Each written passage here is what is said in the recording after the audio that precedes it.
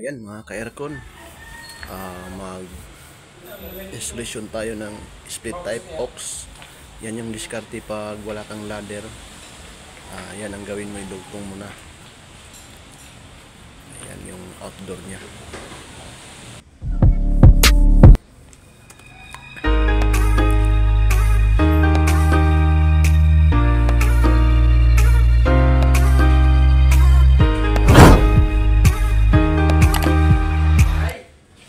Sunula na magic sarap Tapos bukas. namin lagay ng insulation doon sa pipe cube or copper tube. So naganda yung customer natin ng kakain para sa tanghalian.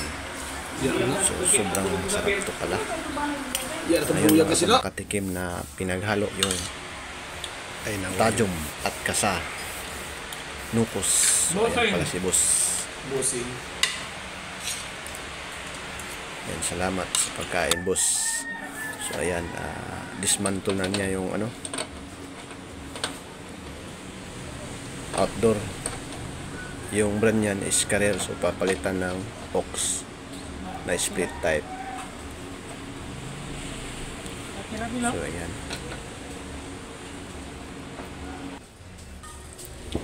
Ayan, tinanggal na yung ma-isolation. Pagkatapos nito, doon naman kami sa loob. So ayan, nagtanggal na tayo nito ng indoor. Ayan. Yan yung ipapalit namin. So ayan, nilagay na namin yung markingan. Kaya kung masudang primero. Kaya artist.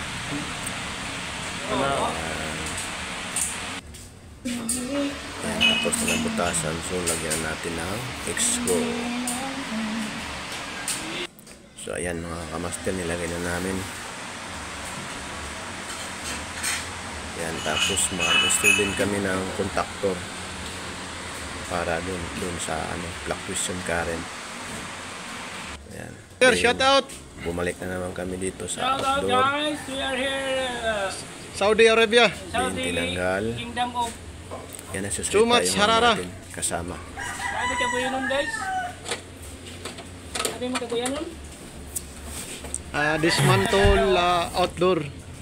Then replacement new outdoor. Yan, so panibagong butas Relocation, naman. installation. Yun. Ando nakaano na yung naka-prepare na yung natin outdoor. So ayan, ang butas na yung kasama natin. Bale yung libre na lahat yang bracket, isolation, wire. Kumbaga package na talaga yung namin nilagay dyan. Sa pagbili doon sa kapwa natin technician, kompleto na lahat. Kumbaga direkta na lang i-install. Dire ka sa pikas, balhin. Ayan, sobrang init dyan. Kasi mga alauna na yung oras. Ayan o. Ubos.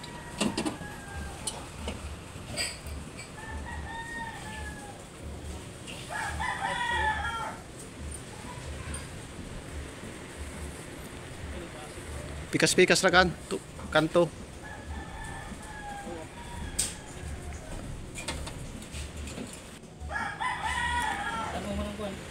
Ayan mga kamaster, nagkabit na ng lenya.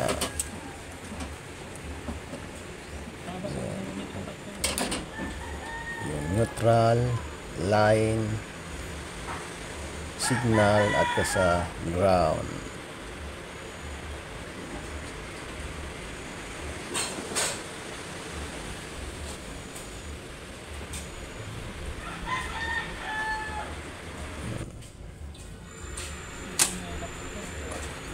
Ayan, nagpasingaw na tayo ng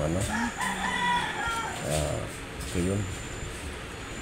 Din pagkatapos niyan, pagkasingaw, maglalagay naman tayo ng sabon at pum para malalaman natin kung may leak ba yung ginawa natin sa paghigpit ng mga valve.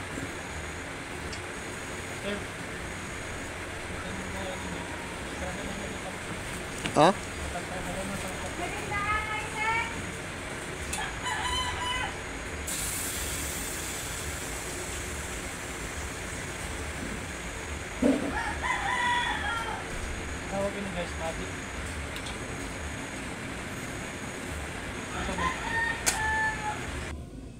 So ayan, pagkatapos mga alas 3 na.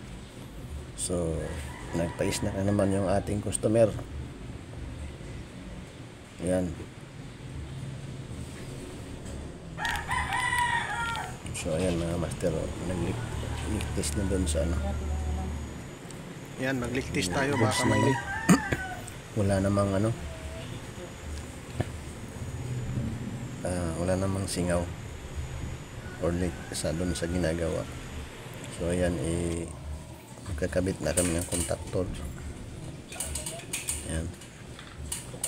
Mabilis lang yung magkabit. So gamitin mo lang yung 1, 3 at kasa 2. So ayan mga master, testing na namin. So malamig na. So yung customer namin is